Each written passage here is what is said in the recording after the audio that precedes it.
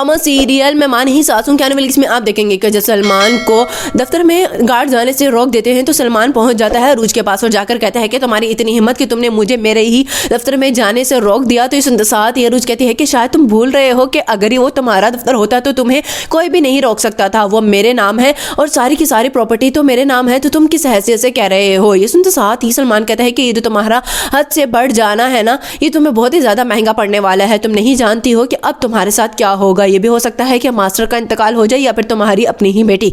ये सुनते साथ ही अरूज कहती है कि खबरदार, जो तुमने कोई ऐसी बात कही, अभी तो सिर्फ और सिर्फ तुम्हें वहां जाने से रोका है ना, अब देखना तुम्हारे साथ क्या होगा। और ये बता दूं कि तुम मेरे बगैर सिर्फ और सिर्फ एक कीड़े मकोड़े हो, जैसे तुम मेरे बाप को समझते हो। दूसरे सीन में आप देखेंगे कि उधर जब इदरीस अपनी दूसरी बेगम के साथ पहुंच जाता है घर, तो शाइस्ता अपने सामने इदरीस के साथ उसी औरत को देखकर कहती है इदरीस से कि ये औरत तो वही है ना जिसके बारे में अरूज ने दावा किया था कि तुम्हारी बीवी है। तो इस साथ ये इदरीस कहता है कि हाँ मेरी बीवी है और इसलिए आज मैं लेकर आया हूँ इसे यहाँ पर कि तुम्हें असलियत बता दूँ। ये सुनते साथ ही शाइस्ता कहती है कि क्या मतलब, यानी कि तुम उस दिन झूठ बोल रहे थे ना, तुमने मुझे गुमराह किया। तो इस साथ ही इदरीस कहता है कि गुमराह नहीं किया था, तुम्हें बता दूं जो तुम माँ बेटा कर रहे हो ना, तो मुझे भी अपना ही फैसला तुम्हें सुनाना पड़ा। अब तुम चाहो तो यहाँ रह सकती हो, नहीं तो चली जाओ। ये सुनते साथ ही शाइस्ता कहती है कि ये तुम्हारी गलतफहमी है कि हम यहाँ से जाएंगे, हम नहीं जाएंगे, ये औरत नहीं रहेगी। जैसे ही इदरीस की बीवी को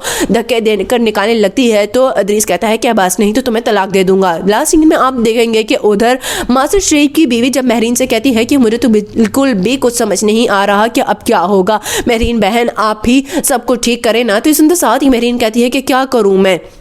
अरूज को देखा है ना कि वो मास्टर शेफ के लिए एक लफ्ज़ भी सुनने को तैयार नहीं है। पहले की बात अलग थी, जब से उसके अब्बा के ऊपर उंगली उठी है ना तो वो बिल्कुल आपे से बाहर है। ये सुनते साथ ही मास्टर शेफ की बीवी कहती है कि मैं अब क्या करूं, मुझे लगता है कि हमें ही ये शहर छोड़कर जाना होगा, नहीं तो और कोई चारा ही नहीं है।